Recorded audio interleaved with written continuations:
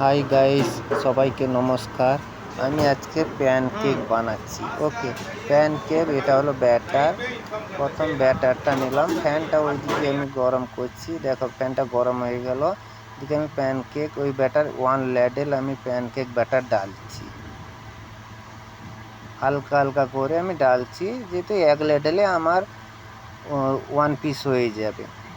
এই ঢেলে দিলাম, একটু স্লো ফায়ারে আমি ওটাকে গরম করছি। স্লো ফায়ারে গরম করতে করতে ওটা এক সাইড হয়ে গেল, এই তো 2 সাইড হয়ে গেল। এটা প্যানকেক রেডি হয়ে গেল, যেহেতু আমি প্লেটিংটা করিনি।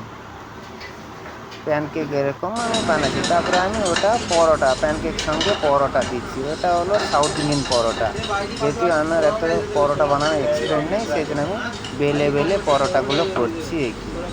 দেখো এই তো দুটো তিনটা, যেহেতু যেরকম পরোটা যেখানে যেরকম যায় সেরকম আমার কেন হাতে মারে, আমি কোনো হাতে মারতে পারছি না, আমি বেলে বেলে করছি পরোটাটা।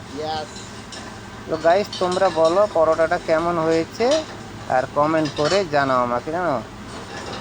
ধন্যবাদ। আর কমেন্ট করো আর ফলোয়ার করো।